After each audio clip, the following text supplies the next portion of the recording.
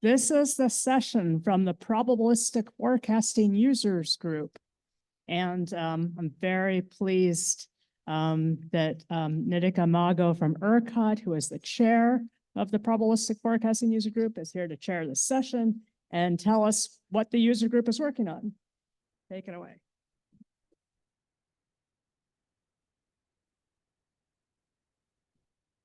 I see more folks are coming in. Good afternoon, everyone.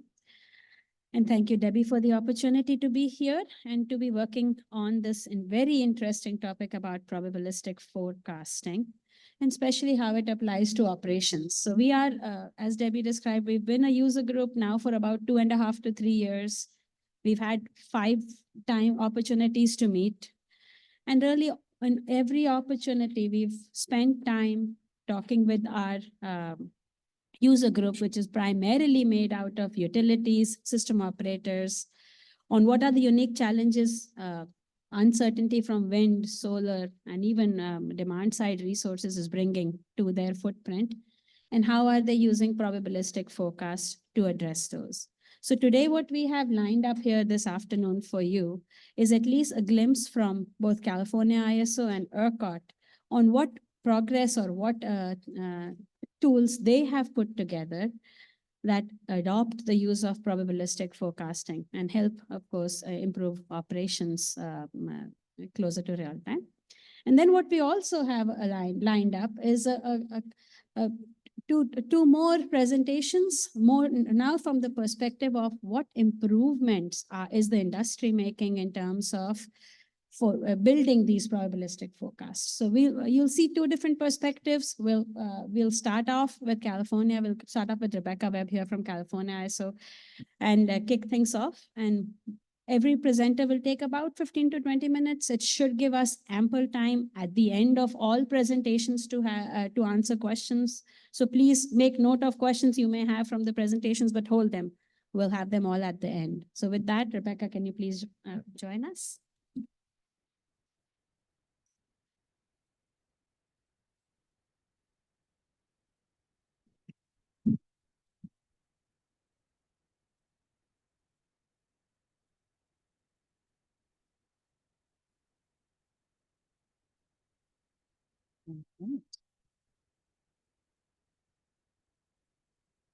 All right. Good afternoon, everyone. I know we're the first session after lunch, so we'll try and keep it lively. So today, I'm Rebecca Webb. I'm the manager of operational forecasting at CAISO. And today I'm going to walk through our uses of probabilistic renewable forecasting and the various processes and products where they're really useful to provide situational awareness and help us balance some of that risk that comes with renewable forecasting.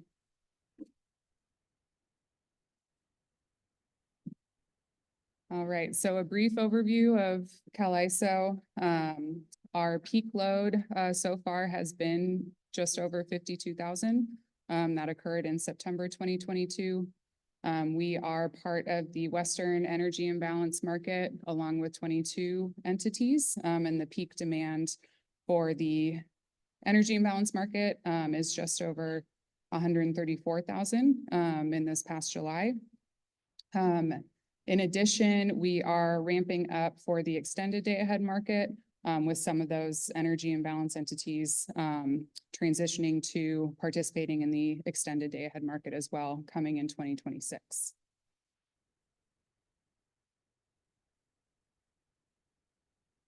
To share some stats on the renewable penetration facts for CAISO. So our solar peak is 21,370 hit in May. I believe this is actually old as of June, as we're, getting into summer here. We just had summer solstice. I believe the new record is 21,600, and that will continue to grow. Our wind peak is almost 6,500 megawatts. So with the combination of wind and solar, the megawatt capacity we have for grid connected large scale renewables is over 29,000 megawatts. In addition to that, we have another about 18,000 megawatts of behind the meter solar on our grid as well. And one stat that I don't have on this slide, I forgot to add, is our battery capacity. We have about 13,000 megawatts of grid-connected batteries. And this is our fastest growing resource in our capacity fleet. So that is, important to note as we're seeing a change in the capacity fleet with the amount of renewable energy we have.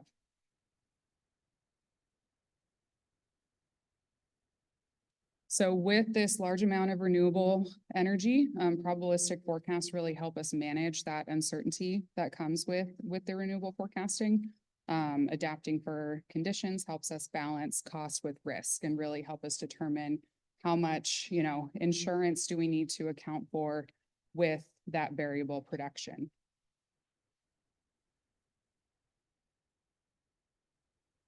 All right, so today I'm going to walk through 4 different processes, products where we directly use those probabilistic renewable forecasts. So on the right, you see a solar megawatt forecast. The deterministic forecast that we receive is in green. So that's our one number, that goes downstream to operations to the market. In addition to this deterministic megawatt forecast, we also receive the megawatt forecast for various NWP models, as well as some of the ensembles. So we really get a good idea of the potential range of that renewable megawatt output. So the first process where we utilize these probabilistic forecasts is in our alerting of supply versus demand. And this is kind of the furthest out horizon where we're utilizing these renewable probabilistic forecasts. The CAISO is monitoring and alerting on day ahead through day 8 and comparing the demand forecast versus the RA resource supply and anticipated renewables. So this really helps us look at, supply versus demand and flag days that have potential supply shortfalls. And when we reach that alert threshold, we're able to kick off some of the processes and communications that we have within our playbook of, extreme weather or extreme events to really help not only operations prepare for days that could be tight, but also, the public in general. There's a lot of communication relating to, the status of the grid and how we're anticipating the tighter days to play out. So this is a graphical example of some of those alerts. So in the green, we have our demand forecast, which comes with its own uncertainty.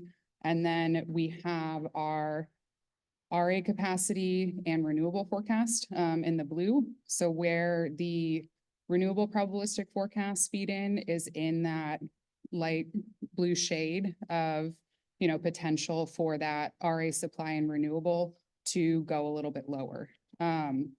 So what we're really looking at is when our probabilistic forecast for renewable on the supply side with that RA is hitting the potential demand forecast.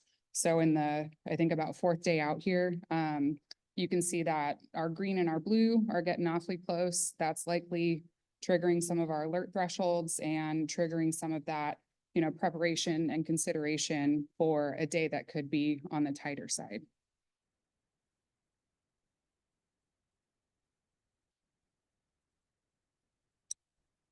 All right, so to kind of go into our second consideration of probabilistic forecasts, this is actually on the demand side. So rather than, our supply of grid connected wind and solar, we also consider possibilities of the behind the meter solar on the demand side impacting the forecast. So behind the meter for solar is a direct input into our load model. So we do consider this because we have such a big penetration. We do consider it directly when creating the load forecast. So on days where there's fog that could impact that behind the meter production, there's marine layer in California, there's smoke during wildfire season, any really scenario where we have risk to come in lower on the behind the meter solar side, we can consider that when creating our load forecast and adjust that as needed to really, ensure that we're covering that risk and producing, the best load forecast possible. One thing I'll mention on this is with the amount of batteries that we have in our system, it's becoming increasingly important to really nail the forecast in earlier hours of the day as well. So typically, if you got peak right, everyone's, doing good. We have a reliable grid, but if the forecast misses significantly earlier in the day and you use that battery fleet for your supply and you deplete that state of charge, you're at risk of not having those batteries available for later in the day during peak when you could possibly need it as well on those tighter days. So that's something that's kind of interesting in the past few years is forecast importance of not erroring earlier in the day, just to, consider how those batteries are dispatched or optimized.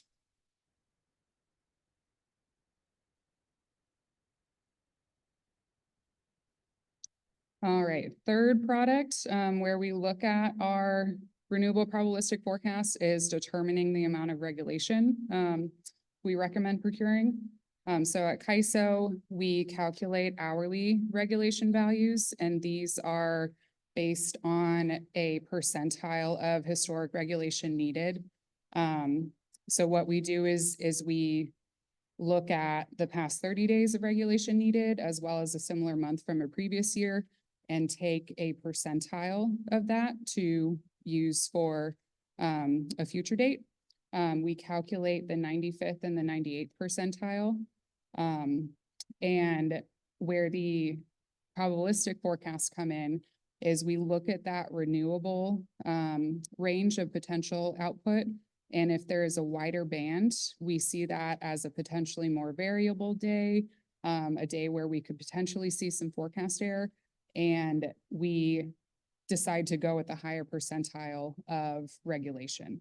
So it really helps us in making sure that we have the, ample amount of insurance on the regulation side if we're anticipating a variable day in the day ahead space. I have a couple notes here on pros and cons of our regulation methodology. Using 95th versus 98th, like I said, provides additional megawatts on risky days if we opt to go with the 98th percentile. And there is some stability in using, deciding between only 2 percentiles, more predictability and market optimization. Some of the cons of this method is the percentile is chosen by the whole day. So if we're only anticipating, variability during part of the day, often we're recommending 98th percentile for the entire day, and we might not need it at different hours. So there is potential for too much regulation during the hours that don't need it.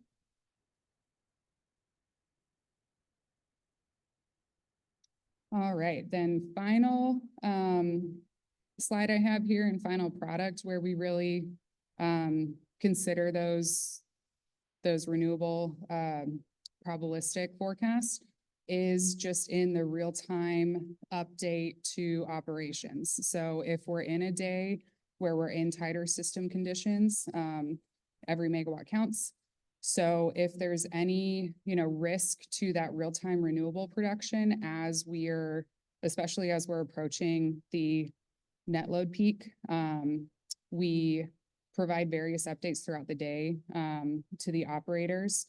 So you can see in the table on the right, we have the day ahead solar and wind forecast. And then we also have an update of where the current real-time forecast is coming in. So in this example, solar has gone down by about 1,000 megawatts in day ahead versus real time.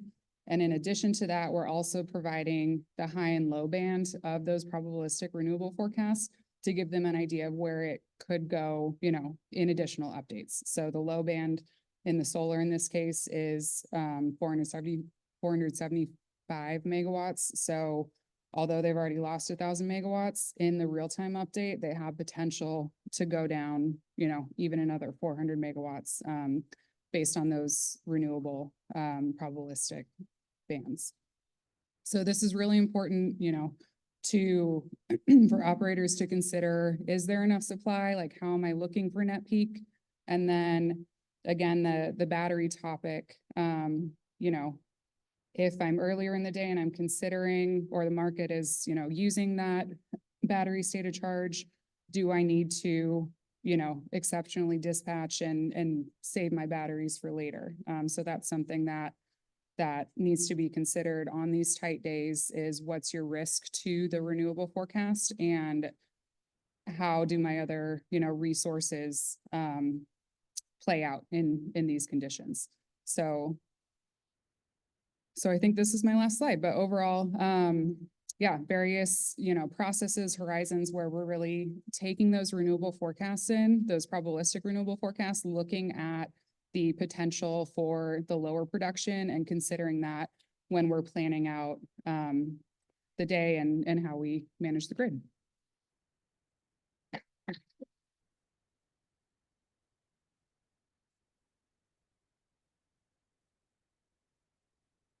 Thank you, Rebecca, for that very insightful presentation.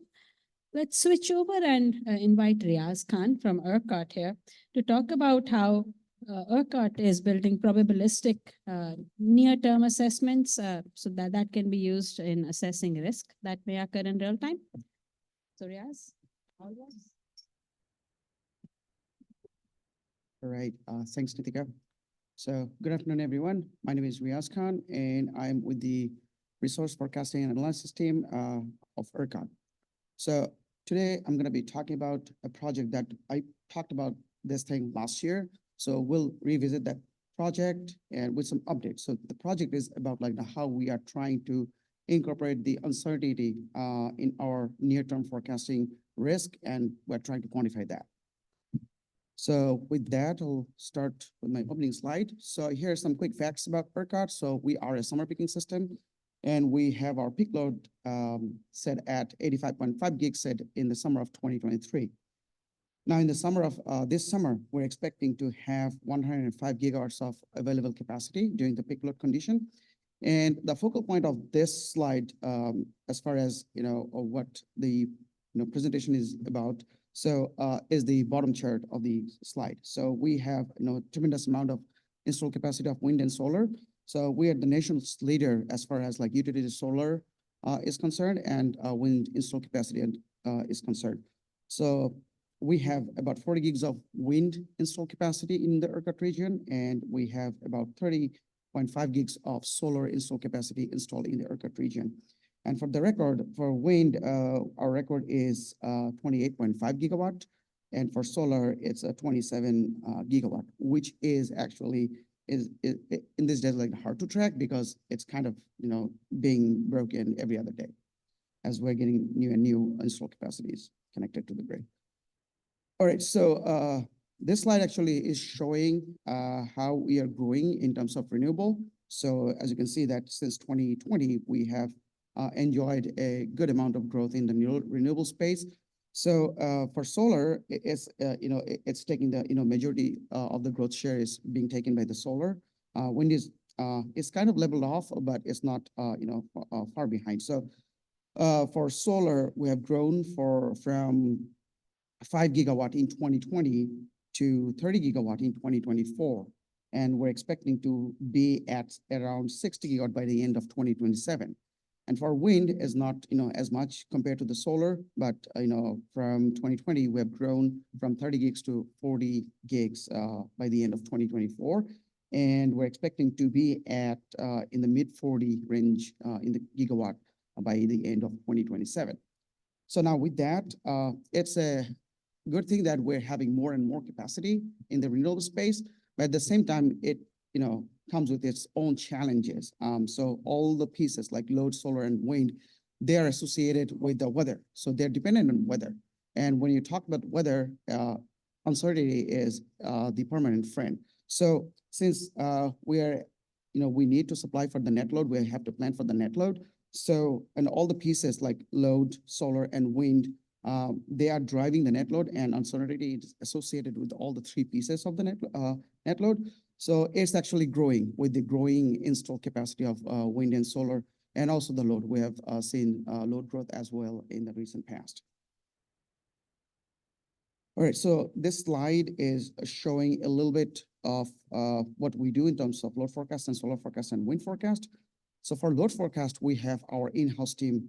We produce our own load forecast, and we have different forecast model. Those are tied to specific weather scenarios, and our analysts, work with due diligence, to pick the final model based on the history, performance, and the weather condition. And for solar and wind, we have pretty much identical scenarios. So we have two vendors giving us solar and wind forecast. So we're getting hourly forecast P50 and P80 for the next 168 hours for both wind and solar from the two vendors in both solar and wind space.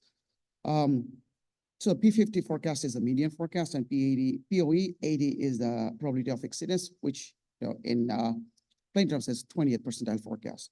So along with those forecasts, we also get extreme weather forecast from the vendors, and we also get probabilistic forecast at different percentile level. But those forecasts go out to only 6 hours in the future. So with that, we'll go to the next slide. All right, now this slide actually shows the main engine of the approach that we are trying to use to quantify our risk. So it really starts with all the forecasts. So we have the wind forecast and solar forecast we're getting from the vendors.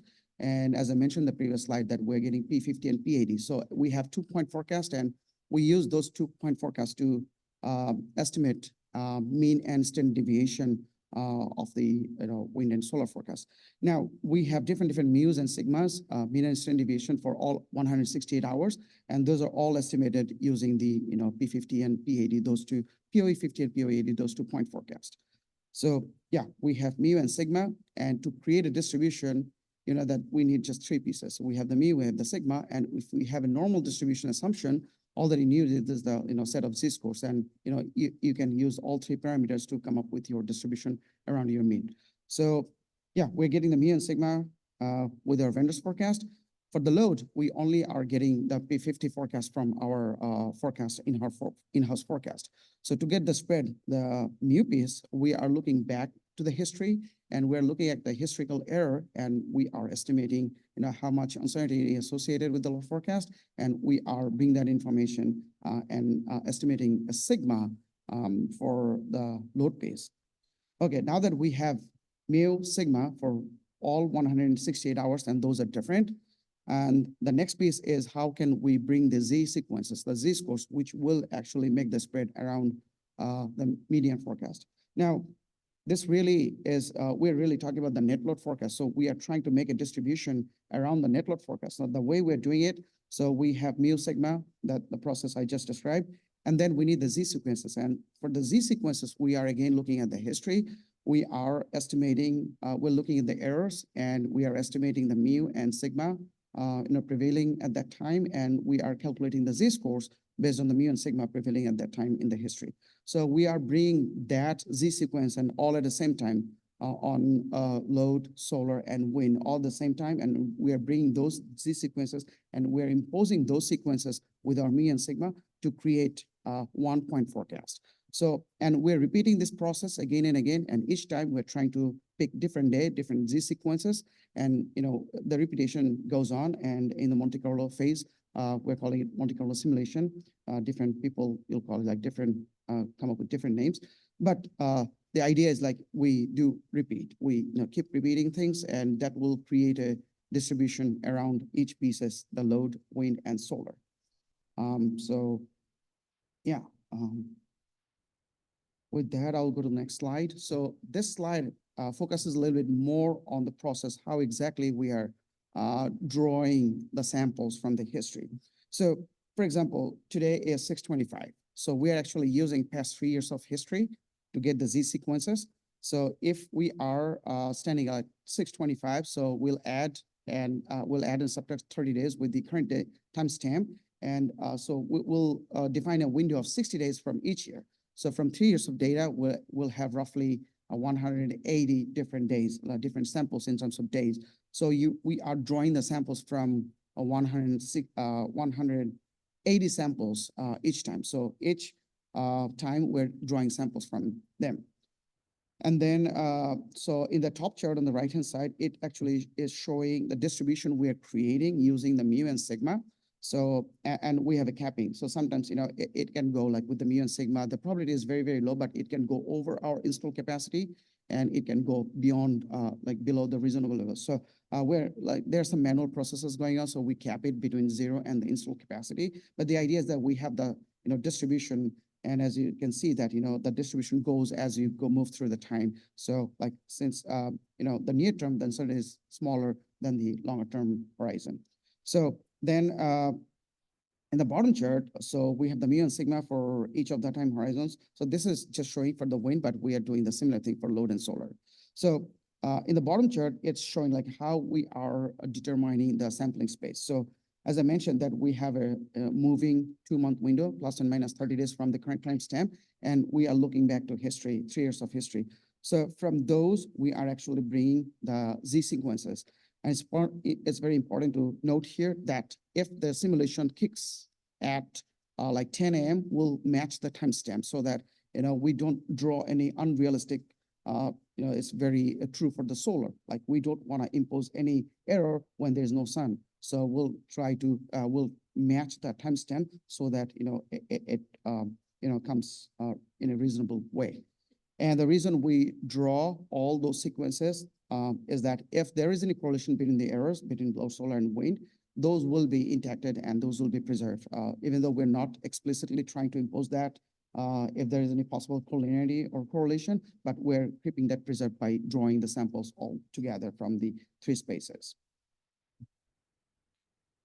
All right, now this slide is showing, so I just mentioned that we have a sample space of 180 days.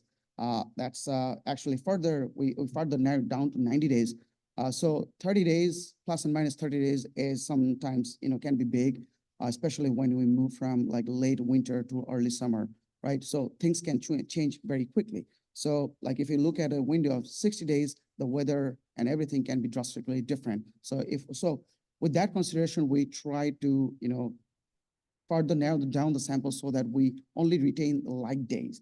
So the way we are doing it, so we are looking at the 180-day historical. So that's our starting point for our SIMT approach. So we're looking at still the 180 days, 3 years of data, 60 days from each year. And then we are actually projecting the load shift from those 180 days to current day's load shift based on, so we adjust all the load profiles based on today's installed capacity of wind and solar. We also use the load trend that's like the install capacity of the load, if you may. So we produce this in-house. So the point is like we really project that to today's load shape and we come up with like 180 net load shape profile. And then we do a K-means clustering. So, and then we bring the today's net load shape and we have the clusters and we rank the cluster based on the similarity to the current day.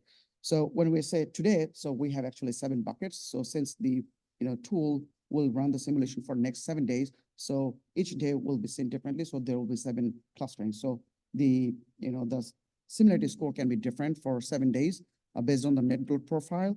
But the point is like we have 7 days and we try to retain the half of the top half of the initial sampling space. Now the question is like why we chose 90 days. That's I don't know. That's like totally arbitrary.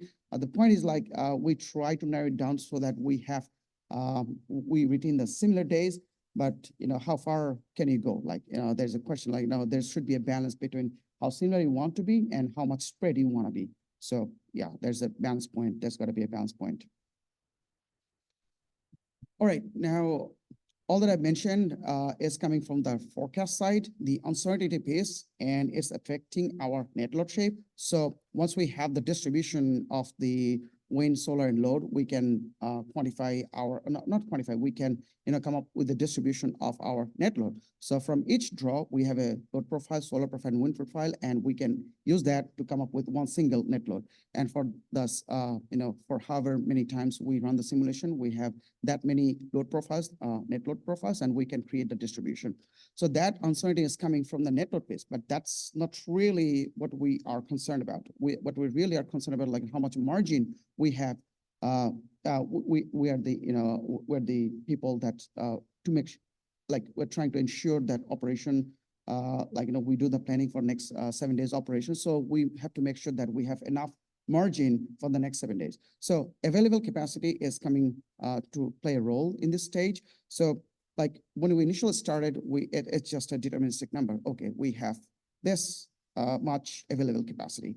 And then that's the fixed number. And we are subtracting a distribution of net load, and you're getting a distribution of margin. Now, we are also integrating the forced outages, so that can add another layer of uncertainty around the margin. So the forced outages, the way we are trying to incorporate the forced outage is very similar to what we're doing in the initial Monte Carlo phase. So what we do, we look at the history, similar way, we look at like plus or minus 30 days. We try to keep like 90 days, and then we're bringing the history. And then we look at our outage scheduler, which is shown in the middle figure here.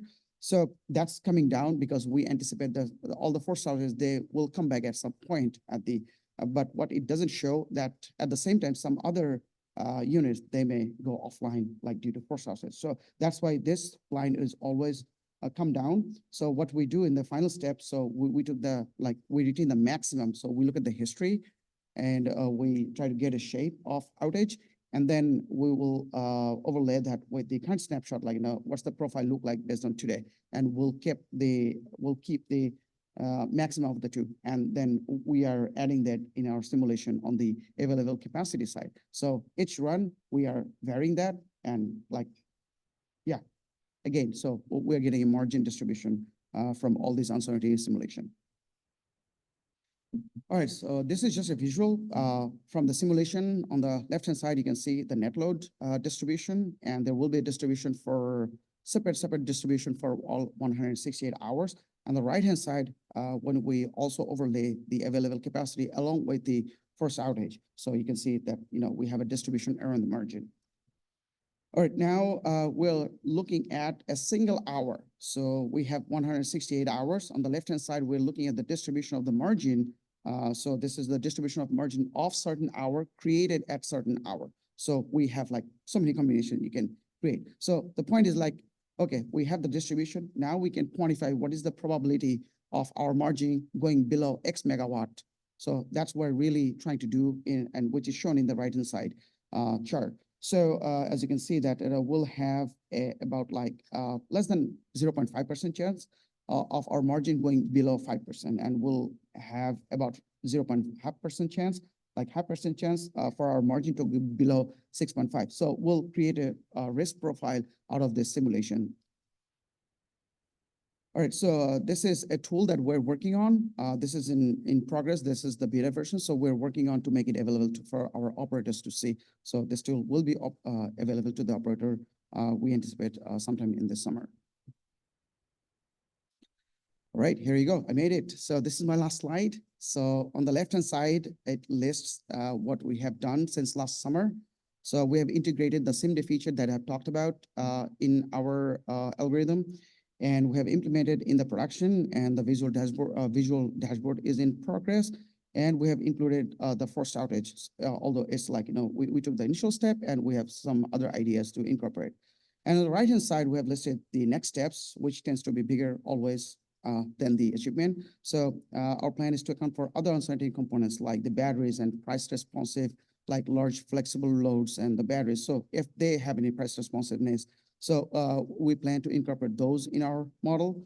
And then right now we are trying to retain the SIM days based on just the net load profile. So there's no weather part playing into here. So we plan to bring the weather pace in our model. And then our plan includes exploring other methods of calculating the first outage uncertainty. This is very recent. We included the first outage piece in the simulation.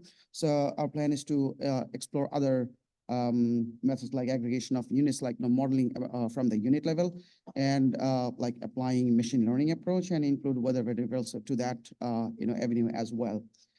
And then our plan is to calculate the probability of deploying ancillary services, like we have different products, and then how we can incorporate those as well into our model to quantify our risk.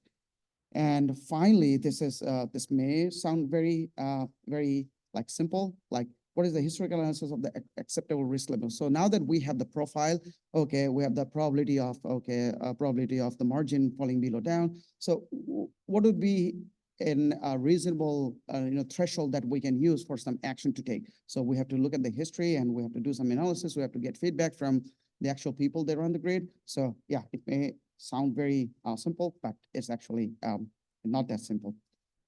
All right, so with that, yeah, that's it. I'll stop.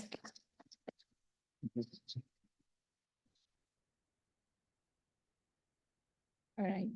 Thank you again, Riaz. That was very helpful in understanding how much change you've made to the tool since the last time you were here. Now we'll switch gears and we'll now switch over topics and invite Craig Collier to come share with us what new developments are being made as far as building probabilistic forecasts go. So I'll switch over and invite Craig to share his perspective on that topic.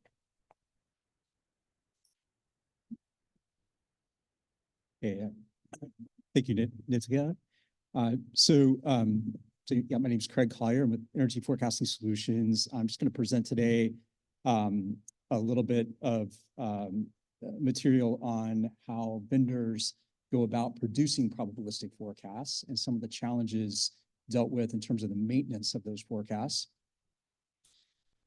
First of all, of the two types of renewables forecasts we commonly talk about, the deterministic forecast is still far and away the one that's most widely requested of vendors, and it is the one that's most easily sort of applied into EMS systems and other risk management systems or platforms by our clients, whether they're ISOs or utilities or even energy traders. However, uncertainty forecasts or probabilistic forecasts confer some really important benefits for applications in energy management systems, probably the top of which might be reserves management, which we've already heard a little bit about. So as forecasters, how do we convey uncertainty? There's a number of different ways we can do that. So in addition to the sort of deterministic forecasts we present to end users, we can also provide forecasts from the individual weather models. So the so-called numeric weather prediction models all can be converted into wind or solar power forecasts. And those provide independent sort of solutions or opinions on what an outcome will be in the next day or the next week. Additionally, we can also present the independent forecast from multiple, or if not all, ensemble members from a single forecasting ensemble system, such as the GEFS from NOAA or the analogous system from the European Center for Medium Range Weather Forecasts, the IFS ensemble. And thirdly, finally, of the ones I'm going to talk about, we can also provide alerts and warnings to end users to potential windows of time in which deterministic forecasts may be vulnerable to failure, in the sense that they may be asked to predict features or atmospheric phenomena that they are not well suited to predict. For example, icing of wind turbines or solar panel coverage by snow, high wind cutout, or even very sharp ramps.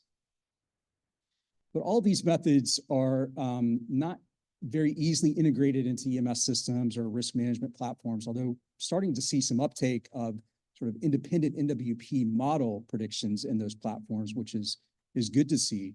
The most common probabilistic forecast that vendors provide is continuous, or sort of infinitesimally discrete, in the sense that it's produced at the same update frequency as your deterministic forecast, and generally at the same sort of time granularity. It is typically a confidence interval. It's inscribed between a couple of different cutoff values. So that might be the 80% for the 80% confidence interval, the sort of cutoff value at 90% or and 10%, or for the 50% confidence interval, the cutoff values being the 75 and 25th percentiles. These so-called probability of exceedance forecasts that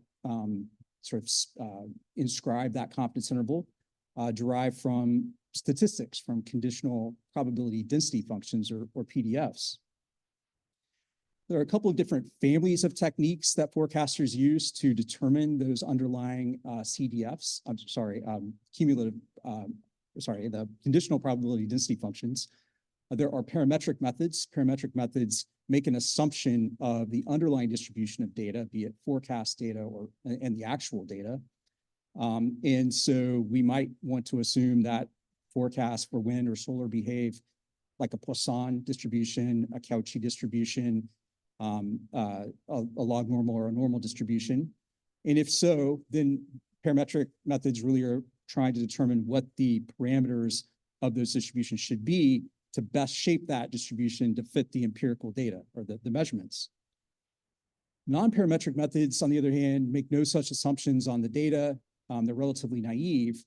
And what they try to do is determine through a number of different types of more advanced methods what the underlying distribution is for the data. And so some of those methods might include kernel density estimation, neural networks, or generative AI, some of which we've heard a little bit about. These are relatively more computationally expensive techniques, but they can be more accurate depending on the usage case. Well, a lot of times parametric methods are quite good. They're very simple to integrate. They're easy to maintain. They can produce quite elegant outcomes in terms of your probabilistic forecast, especially if your underlying distributions of both the forecast power and the actual power are fairly well behaved, and if they resemble each other. For example, you can take forecasts for wind power generally and oftentimes transform them into normal distributions through the logic transform. And then it's a matter of sort of determining through, say, Bayesian statistics or regression techniques what your mu and your sigma are, so the parameters that fit that Gaussian to the data. And if you can successfully determine those through parametric techniques, then you can often have a fairly nice fit to your data, a Gaussian fit that's fairly smooth with the exception of a few outliers. With Gaussian fits to your data or generally good fits to your data from some underlying distribution that which you assume to know, you would then combine those probability density functions to give you a conditional probability density function or a joint probability density function, which is the forecast of a particular outcome given, or the probability of a particular outcome given a deterministic forecast value. And you can measure the success or the accuracy of that conditional PDF through techniques like Kolmogorov-Smirnov testing as well as chi-square testing. So when you invert that conditional PDF, you get the CDF, the cumulative density function, and if you're trying to prescribe a confidence interval for your forecast, again, you're sort of plucking off the sort of cutoff values from that CDF. So if it's the 80% confidence interval you're trying to derive for your end user, it's looking for the 90% and the 10% cutoff values in that CDF. And there are a number of different ways we can assess the accuracy of that confidence interval. So the Breyer score, log-loss score, and one we've heard about yesterday and today is the CRPS. It's probably the most common one, the continuous ranked probability score, which is in sort of simplest terms, looking at measuring the CDF, the difference between the CDF of what we expect and what we actually end up with. So our empirical CDF from the data. And so comparing those two, those two values, those two distributions, if you will, is a measure of the bias of that confidence interval. And oftentimes through parametric methods and even non-parametric methods, you can have, bias in your confidence interval. It tends to be negatively biased in the sense that it doesn't always sort of capture everything that its advertising is going to capture. It may not capture 80% of your actuals in the horizon span over which you're applying it. It may only capture 50 or 60%. So two key features, qualitative features, and they can also be quantitative, that we try to always calibrate and evaluate as forecasters are reliability and sharpness. And reliability is really, and we've heard about this yesterday, is sort of a measure of how good your confidence interval is at catching the actual values in it. And so we measure that. We like to monitor that. In addition, sharpness is if we caught, say, 80% of our actuals in our confidence interval as we advertise to, is our interval too wide? So we want an interval that's as precise as possible, and which will still have the reliability of capturing what its advertising is going to. Throughout sort of a survey of a number of different wind farms or solar farms, you can have peaks of your confidence interval width all over the place. And they can be as high as 60 to 80% of your predictive range, which isn't very valuable. It's pretty fat as a confidence interval, or very narrow down to 10 to 20% of your predictive range, which would be awfully suspicious, because then you would start to think that the forecast is potentially overconfident. So you want a nice, evenly distributed sort of distribution of interval widths for your confidence interval, and that's something that we try to maintain. So in the maintenance of reliability and sharpness, we're always interested in knowing what isn't caught by our confidence interval. What's consistent about these values that, say, our 80% confidence interval doesn't pick up? How are these times in the forecast, or these times of energy production, how are they different than the ones we do capture in our confidence interval from our forecast? And amongst those we capture, that what's in our catchment, how evenly distributed is the interval width? So how sharp is our forecast interval? What's the quality of that? Where we have warmer colors here shown on the right-hand graph, those indicate fatter widths. And so cooler colors indicating smaller widths or sharper forecast confidence intervals. We would like to have sort of a nice even distribution of those intervals. Probabilistic forecasts can be vulnerable to having downside risk, so they can be very good at capturing actuals that tend to be on the high side of the generation spectrum, missing a lot of times very low generation scenarios. And likewise, they can have upside risk, so they can be very good at capturing low energy levels and particularly miss some big maxima or big extrema in your wind or your solar generation. Both of which, in different sort of polarities, have significant economic consequences. Aggregation, like with deterministic forecasts, does somewhat help the probabilistic forecast in terms of making it more reliable and potentially sharper. So the more data that we put into our distribution determination, usually the better fit and the more reliable that distribution is for determining that confidence interval. In particular, if you aggregate a number of farms, wind farms, for example, going up, say, to near 100 or so into your distribution, your catchment or your reliability increases. And additionally, your sharpness becomes more evenly distributed. So you have a more realistic looking confidence interval. But as you reach a certain level of aggregation, we notice, at least in the forecast that we produce, that your forecast reliability starts to suffer. It actually diminishes, and your sharpness becomes unrealistically sharp. And so the reasons for that are related to mesoscale meteorology. So what's happening as you start to aggregate more and more wind and or solar generation into your distribution is you are basically losing correlation, sort of the power of the correlation between what's going on in a particular region and other regions in particular. You can kind of look at this in terms of sort of measuring the effects of aggregation on your reliability and sharpness statistics through looking at expanding your wind farm catchment or solar farm catchment in terms of radius from a central point. So as you go out a little bit, you start putting more data into your distribution determination. Say at 50 kilometers, your catchment isn't so great. As you go to 100 kilometers, it improves. At 200 kilometers, it's quite good. And then beyond that, it starts to diminish. So we start to lose some of the reliability just due to the fact that we're now we're now pulling in a lot more data from a lot of different other types of, from other meteorologies, if you will, and losing some of that correlation. So the mesoscale meteorology is uncorrelated, and we're now on synoptic meteorological scales.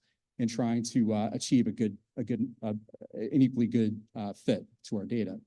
Likewise, the sharpness also shows that kind of behavior, sort of a similar behavior, which sort of improves, becomes fairly evenly distributed about 100 kilometers from your central point, and then starts to lose quality as you go out even further and become overly sharp as you get too far out in the synoptic scales. So again, now you're trying to predict something that's synoptically varying as opposed to mesoscale varying, and it's a sort of a different problem in terms of producing a probabilistic forecast.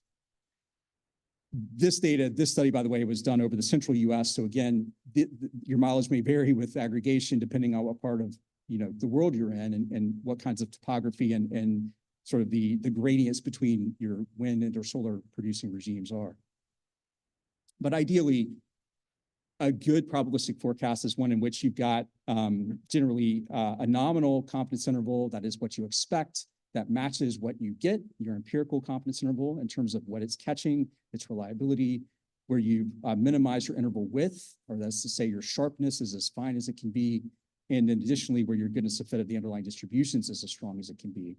And so those are sort of statistics and measures that we're trying to sort of calibrate and correct as forecasters and improve. Now, parametric methods, like I said, they're fairly simple to implement as forecasters, and they're easy to maintain. But most of the development and research in probabilistic forecasting is really in the non-parametric space. So this is encompassing, these techniques encompass a wide range of techniques that pull from not only the statistical world, but also the artificial intelligence world. And some of these we've heard about. Some of the more mature techniques include kernel density estimation, as well as Gibbs sampling and quantile regression, as well as the analog ensemble, which we heard a little bit about yesterday. Those latter three methods actually involve using a lot of historical numerical weather prediction data. So independent variables as predicted by the weather models to improve their approximation of the underlying conditional probability density functions on which our confidence intervals are built. The more advanced techniques include AI methods. So for example, the lower upper bound estimation technique, which is somewhat mature, uses feed-forward neural networks to determine confidence intervals, minimizing a cost function. And then generative AI methods, which we heard a little bit about yesterday, and which I'm not an expert by any means, are techniques that we're experimenting with that involve graph-based neural networks or diffusion models that try to add noise to a smooth signal and then go back and learn how that noise was added to estimate the overall uncertainty around a pure signal or a purely deterministic forecast. And so those are methods that are, again, more advanced, more experimental, and are showing a lot of promise in a very pioneering phase of probabilistic forecast development for renewables. And that's all I have.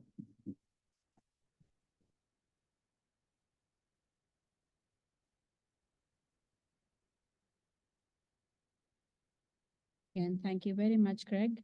Let's switch to the last presentation we have in this panel. And this comes to us from University of California at Santa Barbara. And this will focus on improving day-ahead energy forecasts for power system operations. So let's invite Professor Deshmukh and Guillermo up here to come share their perspective on the topic. Thank you. Good afternoon, everyone. My name is Ranjit Deshmukh. I'm an associate professor in the Bren School of Environmental Science and Management and Environmental Studies at UC Santa Barbara, and Dr. Guillermo Serrano, who is a postdoctoral scholar in our lab. So we're going to talk about improving day-ahead energy forecast for power systems operations with open source data and machine learning. Craig, discussed asset level forecasts. We're going to talk about zone level and regional forecasts in CAISO. So I'm just going to motivate this problem, and then I'm going to hand over to Guillermo to walk through the methods and results. So we all know this, weather-dependent demand and generation is increasing net demand variability as seen from the variability index on the left. It just shows that, in the middle of the day, when you have a lot of solar, there's more variability. This increase in net demand variability is also causing forecasting errors. So if you look on the right-hand side plot, you will see wind generation, solar generation, electricity demand, and net demand forecast errors in CAISO have been increasing over the years. But how does that manifest itself in the markets? This growth in forecasting errors leads to greater imports and exports on the energy imbalance market. And then we are also seeing operating reserves that are procured in the ancillary markets are increasing, and their costs are increasing over time. Now, there's a caveat here. This data, of course, ends in 23 here. We are seeing more and more batteries on the system, so resource prices have sort of like gone down. So that's a confounding effect right there. So with that motivation, what we are trying to do here is develop probabilistic forecasting methods for demand, which is shown here on the top 3 plots for the 3 main investor-owned utilities, PG&E, SCE, so Pacific Gas and Electric, Southern California Edison, and then San Diego Gas and Electric. Those 4 lines are 4 seasons, and the gray area is basically the variability that we are seeing.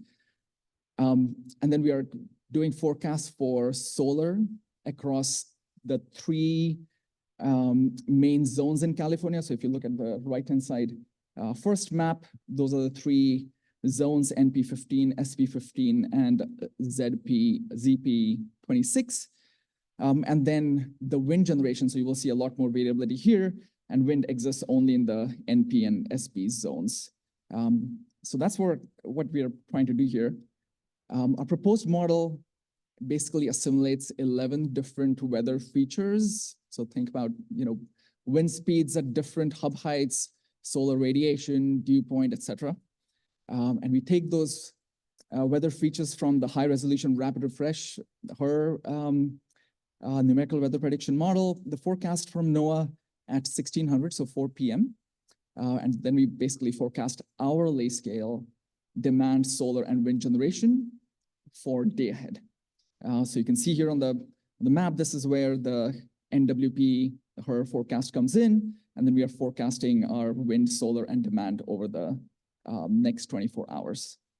We've used data from 2019 to 2022 for training, and then from June 22 to March 23 for testing.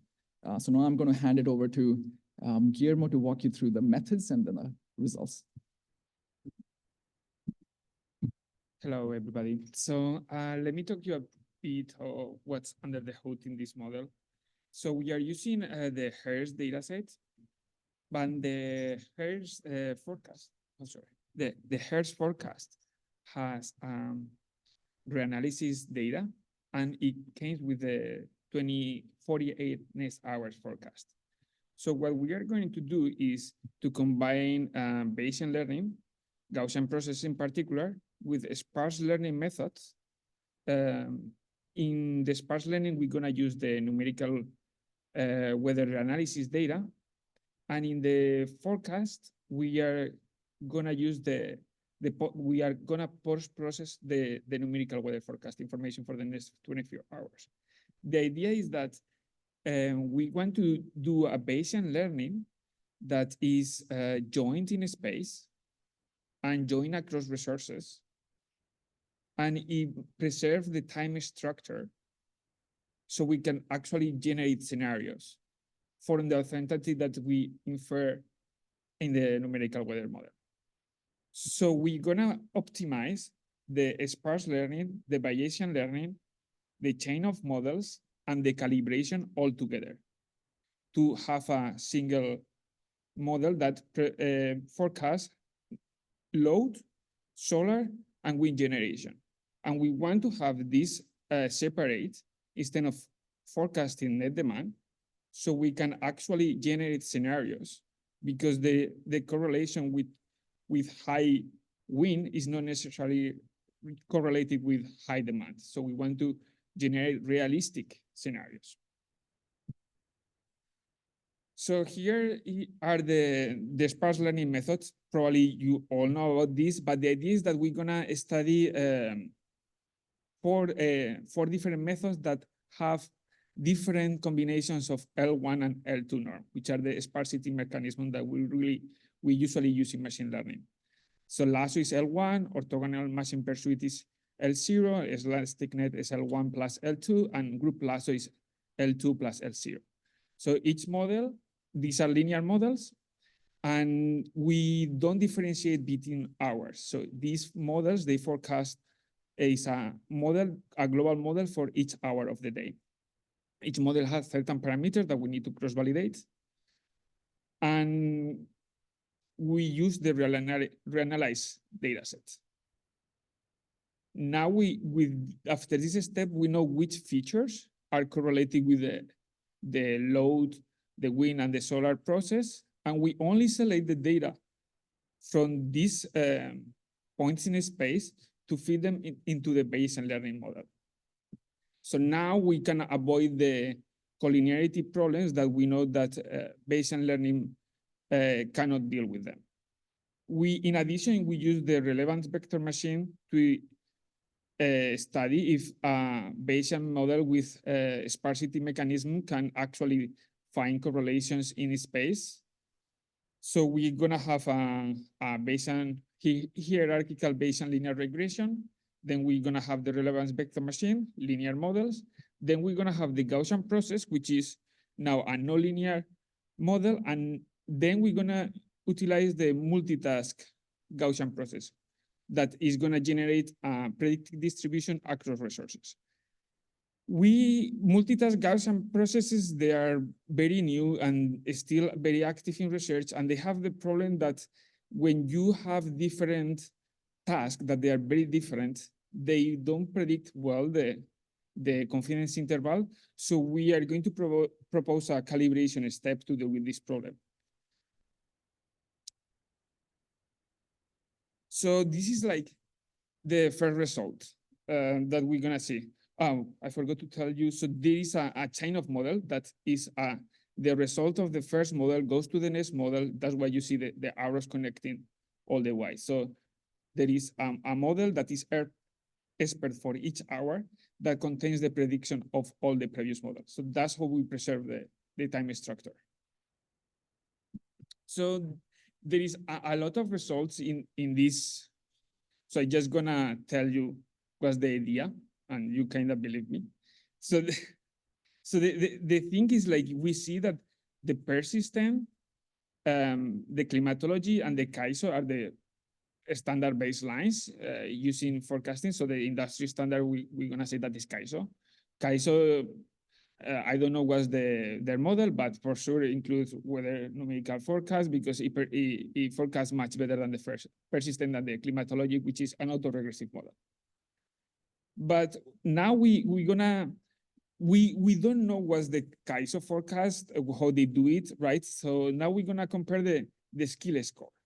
And our models, they improve most of them upon CAISO forecast, but probably it's because CAISO forecast is previously done. We don't know what was the operational timeline, but we see that there is an improvement. And this give you some intuition about where is the mean of our distribution. Is our model well calibrated? Is gonna tell you something crazy? So the idea is that when we have a joint forecast, I don't know if you can see, when we have a joint forecast, electricity demand and solar generation. So we have in a single node, we forecast electricity demand, solar generation, and with a single model, you are going to improve with respect to independent models in the electricity demand and in the generation. But the wind generation is not going to improve. Wind generation is better with independent models. However, as we see that when we compare independent models versus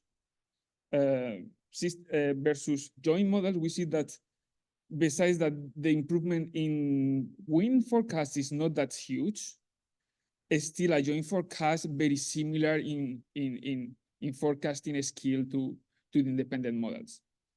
But this is not the entire picture, because this is a probabilistic model. We need to evaluate using proper scoring rules. And first I wanted to do this step because proper scoring rules, they are not very easy to interpret. So first you need to know that your forecast is not crazy, and then use proper scoring rules for actually doing the model selection part. So now one of the things or the problems of proper scoring rules is that you can make a model or design a model that is good at one score and is bad at the other scores. So when you try to design a joint probabilistic model, you need to do a model selection that evaluates across scores. So here we select the model that is best at the energy score, which is the multivariate version of the CRPS. And we see that the joint forecast is better at that. When we use the variogram, which tells you how realistic is the shape of your scenario, we see that joint models are still being good at that.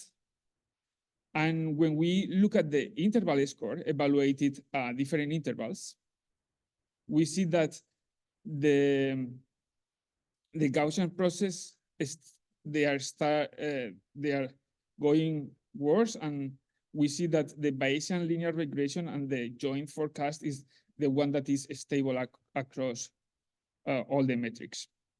Now we see again the skill score from the previous slides, and we see that the skill score is very similar.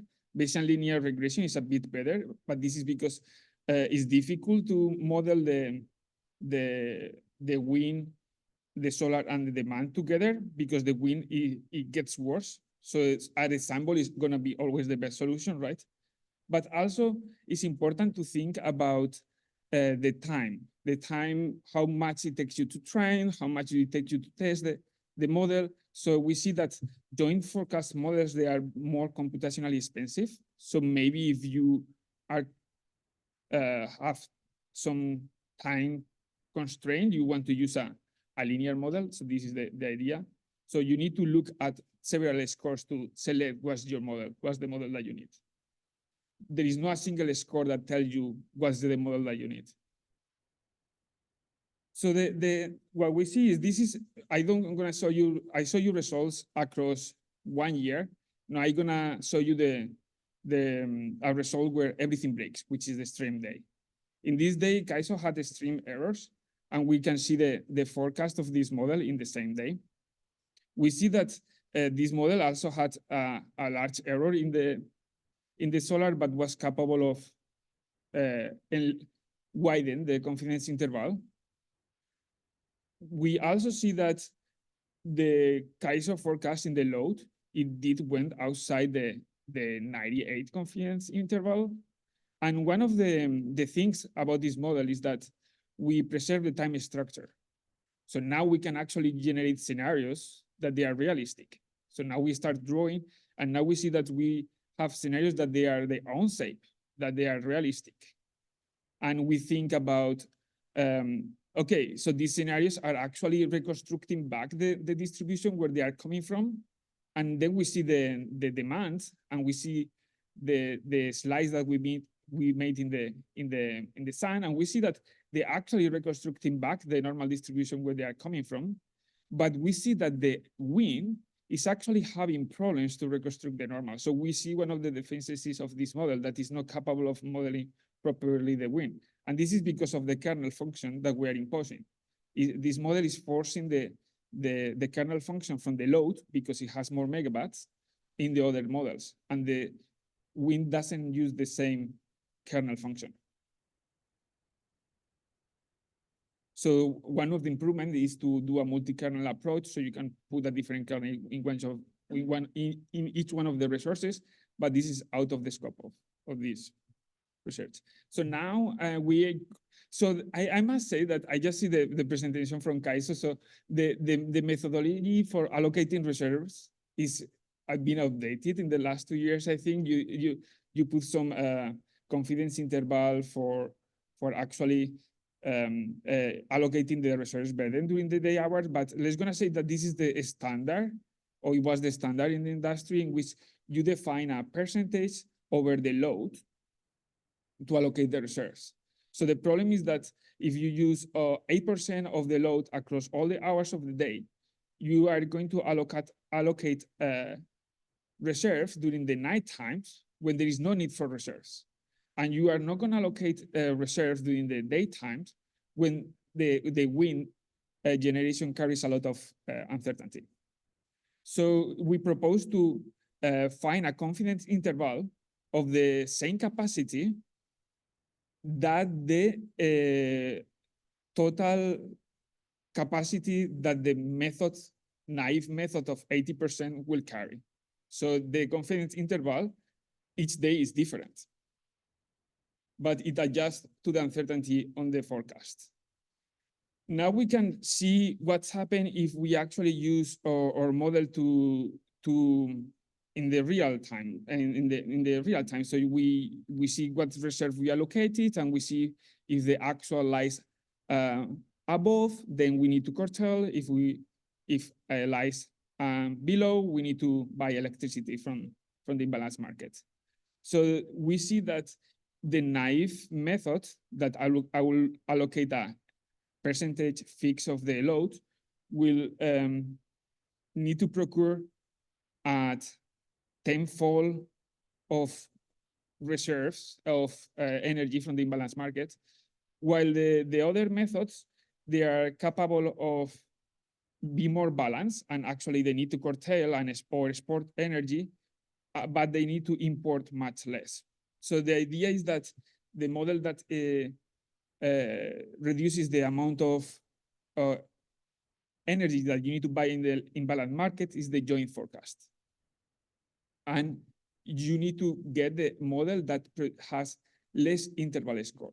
So now the energy score is not useful for you in this application. The variogram is not useful for you in this application.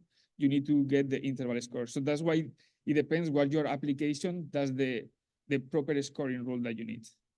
So this is the challenges that we have is we don't have a way of saying what's your cost benefit of using this model. We can only say this naive way that, oh, you need to curtail, you need to procure electricity. The other challenge is how to incorporate into operational planning, right? How operator will use it, how I said will use it to take advantage of the information that the uncertainty provides. The other thing that we are interested is like, now we have scenarios and we have probabilities, but we like to assign dollars. So this scenario is going to cost you this scenario is going to cost you this. So make sure that you are planning for these more risky scenarios. And the takeaways is that we are using open source data. We are having similar accuracy that ISOs, and we can still allocate the reserve dynamically and reduce the amount of energy that we need to procure in the imbalance market. That's it.